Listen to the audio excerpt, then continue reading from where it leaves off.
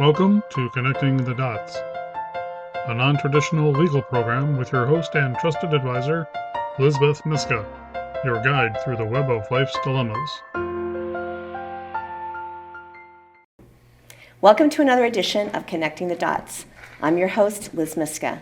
And today I have the distinct pleasure of having a fellow visually impaired person, VIP, with me, who I only met about a month ago. Welcome, Tom White. Well, thank you. Thank you very much, Liz. I'm happy to be here. Thanks. Tom, you are legendary, evidently, in these parts. And I am going to be keenly listening to your story of your career and then your journey with sight impairment. I had the good fortune to be elected to the House of Representatives when I was 24. Wow. I had the opportunity. I served there for 6 terms. And then the fellow Jerry D'Amico, who preceded me to the Senate, left to run for lieutenant governor. I ran for the Senate seat and was fortunate enough to win.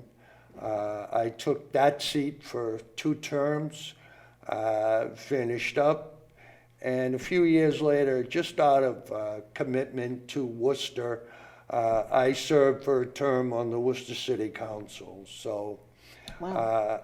I've had a very interesting life, we'll put it that way. Right. Public service seems to be your forte. What compelled you to become a public servant? Well, I say to people all the time that's the way I and my siblings were brought up. My father was a school teacher. My mother was a nurse. I spent all my life in public service. My brother, close to me, spent years in the Peace Corps. And then he became a public health person with foreign aid to countries that need it. My other sister is a nurse. She's retired.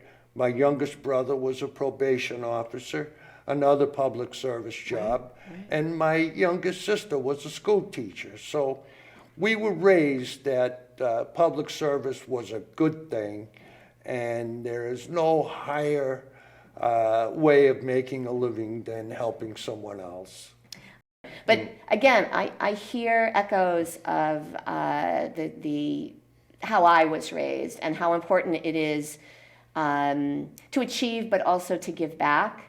That we're not here to be idle and just preen ourselves as human beings.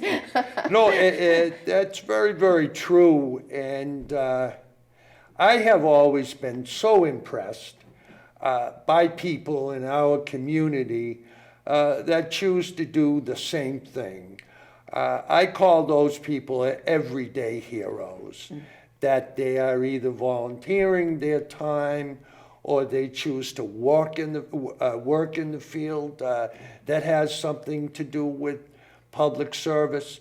But it's certainly about love of your fellow man and women and a way that you can give back to your community. Right, right. I was elected in 1974. Okay. And started my first term in 1975. And then I served continuously in the 2 jobs, representative and senator, up to 1990. Okay. And then I worked for the state in the Secretary of State's office. And after a while, I was bitten by the political bug again. And I ran and was elected to the Worcester City Council in the early 2000s. Wow.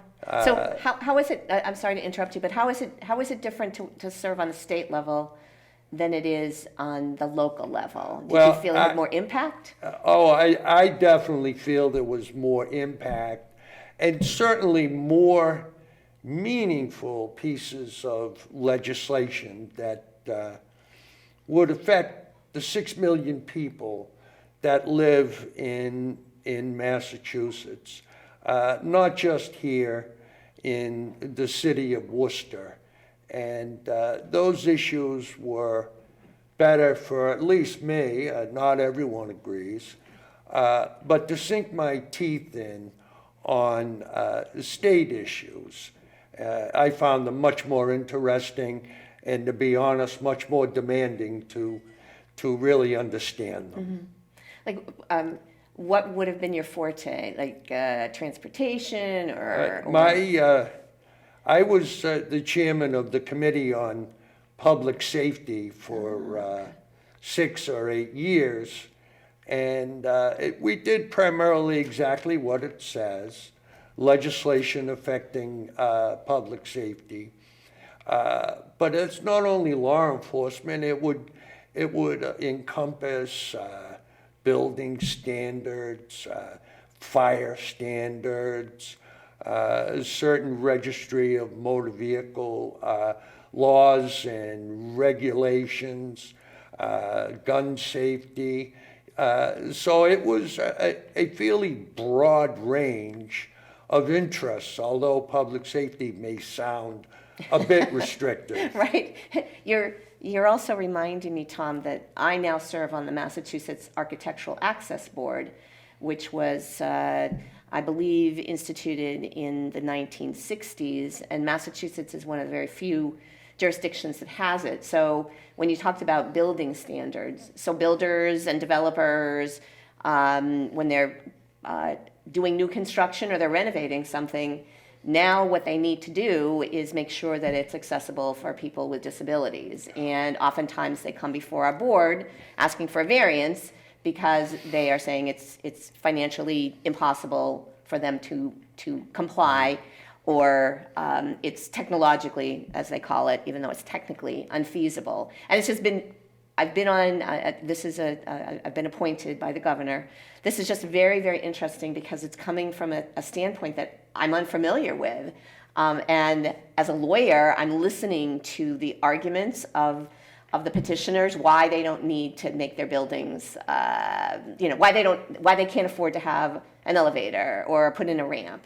It's just very, very interesting. So I pretty much heard the same arguments. You're right, sure. Dealing with the sprinklers and smoke Right. detectors and fireproof kids' pajamas, Right. and couches and things like that. And They were saying surprisingly, and I'm sure you found this, surprisingly that issues that make sense to you and me, and it could almost be what I would call slam dunks, they aren't. Right. They become quite controversial. Yes. And people need to be educated about the needs of people with handicaps. Yes. One particular issue that I'm particularly proud of, especially today, but back then, was, if people can recall, they would be eligible for handicapped license plates. Now, what that meant to me was the privilege of handicapped spaces was given to the automobile by its license plate. I changed, or my colleagues and I on the committee changed that to allow for those hanging handicapped stickers, Right, placards. on your window, so that people who are dependent, as I am, on others to give us a ride, if they were under the old system, they would have to have their car registered as a handicapped person and would have been denied. Right. This way, under the system that we changed, extends the privilege to the people that need it or who qualified. And it makes the situation much better for people that require that service. Well, I'm just gonna jump on that thought, because it's also empowering the people who are disabled, as opposed to emasculating them and having them have to beg somebody who has a vehicle, will you put the placard, or will you get the license plate? Because again, we as visually impaired people, we no longer have the privilege of driving, so we're really dependent upon transportation. So you've done an awesome thing for empowering people, because now we as the afflicted, so to speak, we control that, not the other way around. Right. And if I wanted to put it even more simply than that, is I am unable to drive because of my visual impairment. And if I applied for any assistance along those lines, that designation would appear on a license plate, Right. On my family auto. And I, as the person with the visual impairment, have no access to that system because the automobile is not here. Right.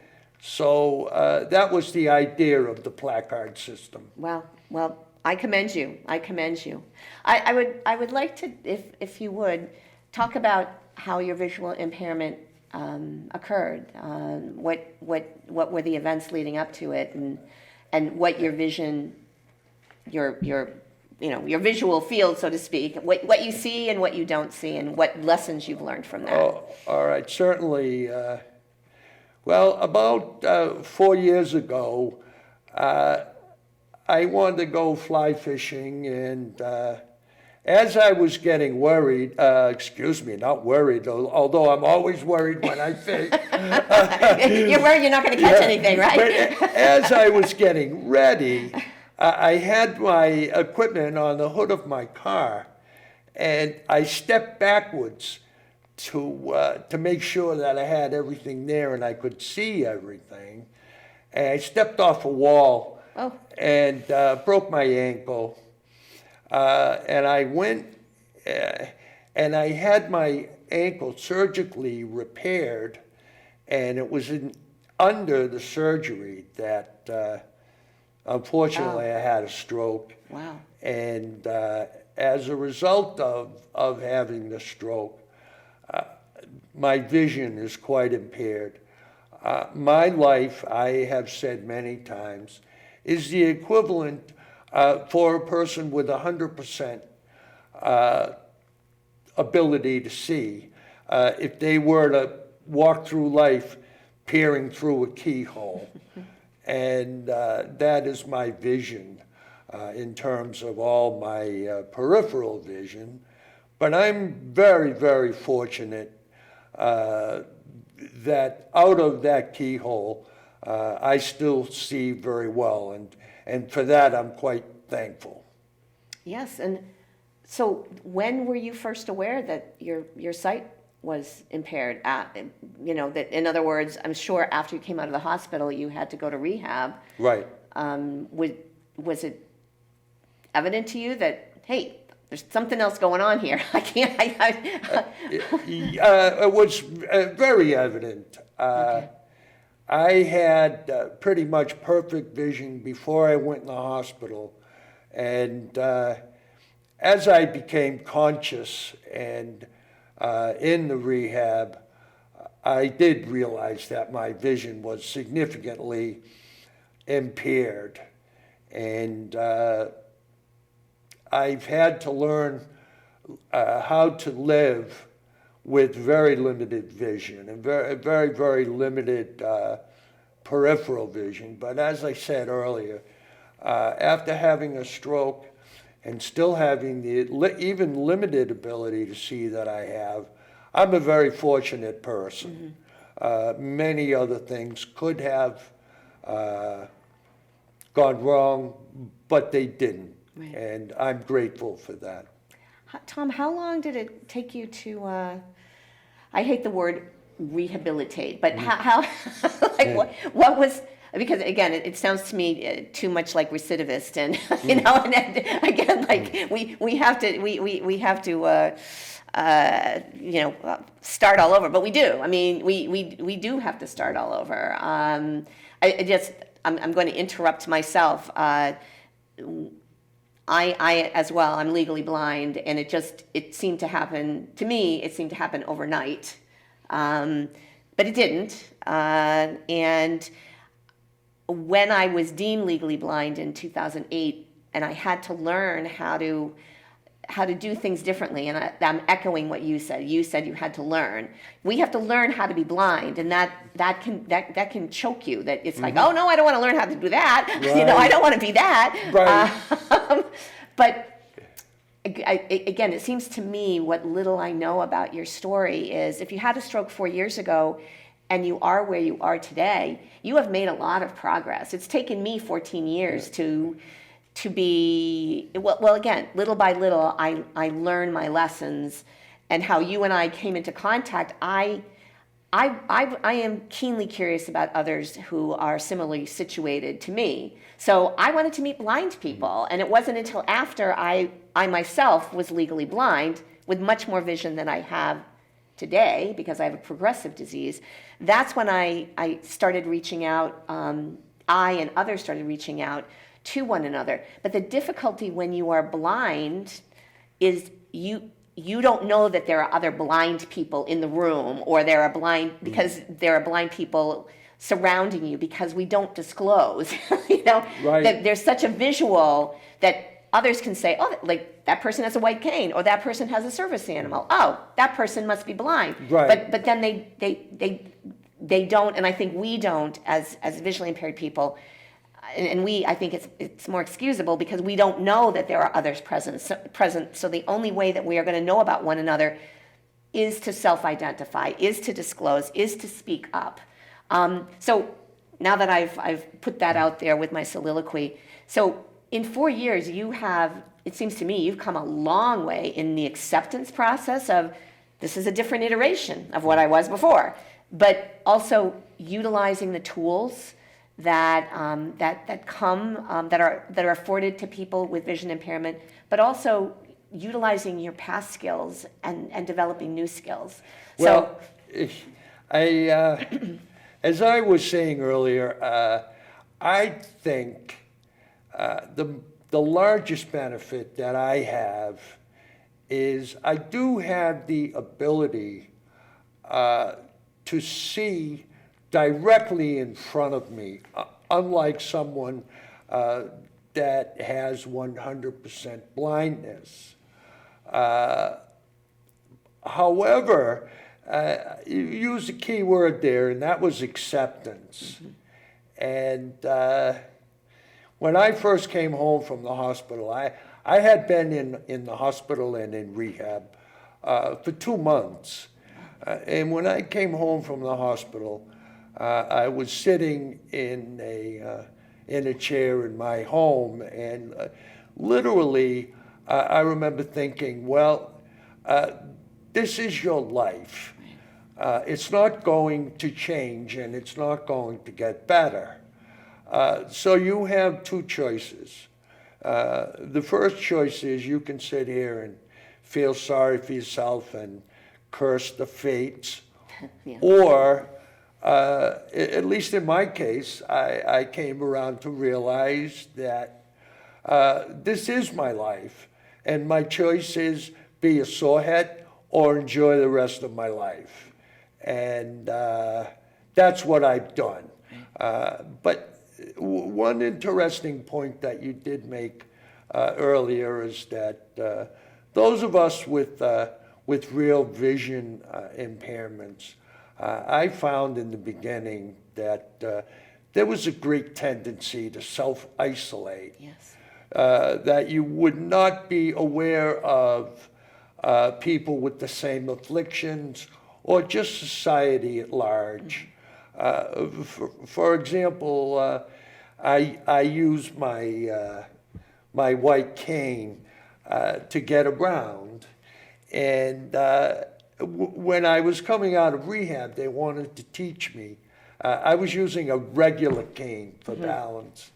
And they wanted to teach me how to use this cane, and I was very reluctant, Right. as you say earlier. No way. I did not want to use a blind person's cane. Right. I didn't want to be known as someone in that regard. And now that I learned how to use it, I find it's a tremendous aid, and it gives me an awful lot more confidence when I'm out in the public. So you hit the nail on the head earlier. Well, but because I think as human beings, we're reluctant to admit our fear about something, and we think, oh, we're going to be the only ones that that have this feeling, and so I'm just going to be silent, and I'm going to be the martyr.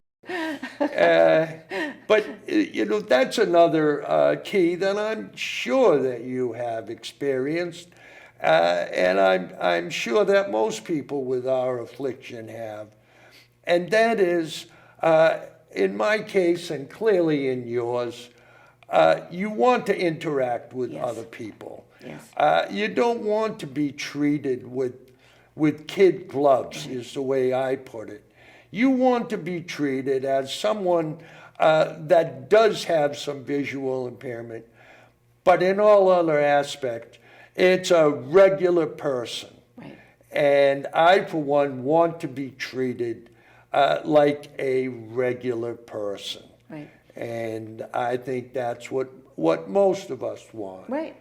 And I think we want to, through our lives, we want to continue to develop skills and utilize those skills. Again, that what was said at the beginning about contributing, being part of society, not being sidelined, not self-sidelining, but not having society say, ooh, you're the hothouse flowers. We need to keep you, on the sidelines, because it's very easy as a visually impaired person to be on the sidelines because you don't know what's in front of you. You don't know what's behind you. You don't know what's to the side of you. And it could result in injury. So I'm curious as well, because families tend to be supportive, but also somewhat bewildered, because now you Tom, or me, Liz, now we're different than we were before.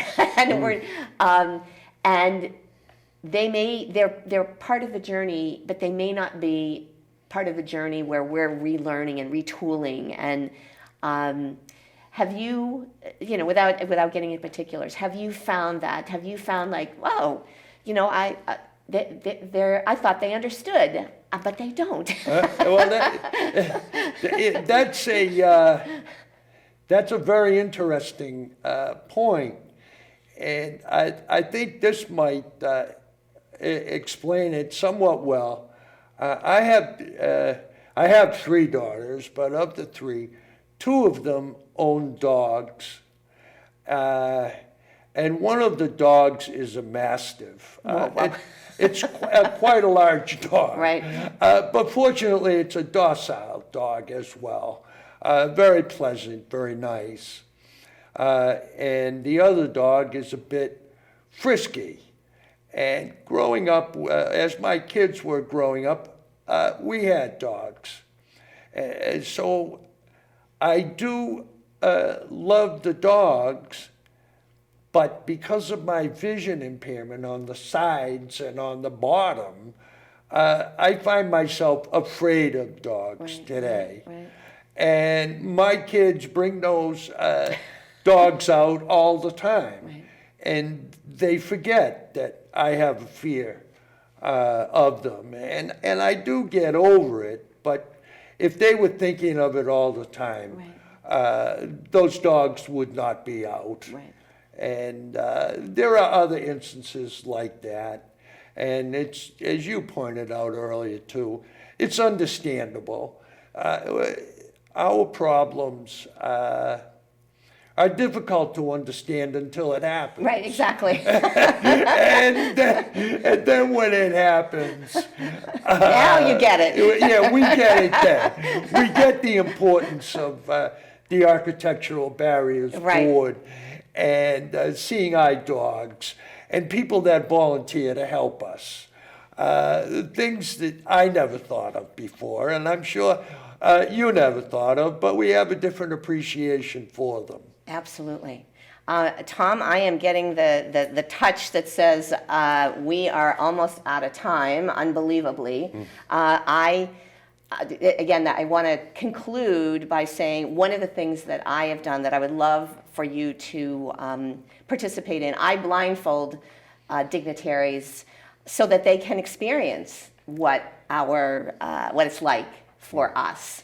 And because I'm on the Commission on Disabilities here in Worcester, I won't belabor it, but because I was walking one day from my home on Elm Street down past City Hall to the YWCA, and an event was being set up on the Common, and there was all kinds of obstacles on my road, which is a sidewalk. And even though, again, I am a white cane user, I would be visible to anyone who was looking at me. The workers who were setting up in the Common were not looking at me. They were, busy unpacking boxes and putting wires.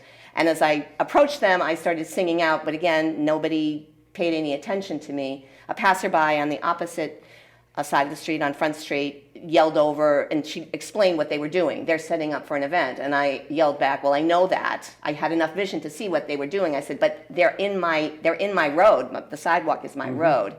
As a result of that incident, I then went to to Jana Turchek, who is the Director of Human Resources and Disabilities in the city, and said, I want people to be similarly situated. I want to blindfold people and put them and have them walk the walk that we walk. So I would love for you, Tom, with your background in the city and in the state, I would love to have your participation and input in such events in the future. So I thank you for being my guest today. It's a pleasure to get to know you and honor you for what you have devoted to our Commonwealth and our city. But I look forward to new adventures with you. Well, thank you very much, Liz. I've enjoyed it. I never thought I would be speaking of this on a personal level, but I am. And the only thing that I would add, you've told your story of difficulty. I will tell mine, and that is I love to walk, and if I have to cross a street, I always make sure I'm at either a pedestrian light or a crosswalk. And I'm discouraged in many ways by the amount of people that see me in the crosswalk and don't stop. And roar by. And, that's a $200 fine if you do that for a normal sighted person. I qualify under seeing impaired with a white cane, and as much as I hate to admit it, being elderly. And in the middle of a crosswalk, I would think that more people would stop. But they are unaware of it. Right. They are unaware of how grateful a visually impaired person can feel when cars stop in both directions and wave you across. Yes. They're just not aware of many of the problems for us. Right. That are not problems for society at large. Well, let's work on that together. I look forward to it. Okay. Thank you, and join me again for another episode of Connecting the Dots. Please note that the information provided in this show is not a substitute for consulting with an experienced local attorney and receiving counsel based on the facts and circumstances of a particular transaction. To contact Lizbeth, email her at lisbeth@elizabethlmyska.com or call her office at 508-753-7681. We're online at connectingthedots.lawyer. Executive producers, Liz Myska and Jack Peacock. Producers, John Medberry and Bill Hamilton. A production of Elizabeth L. Myska, JD, LLM, in association with Compliment.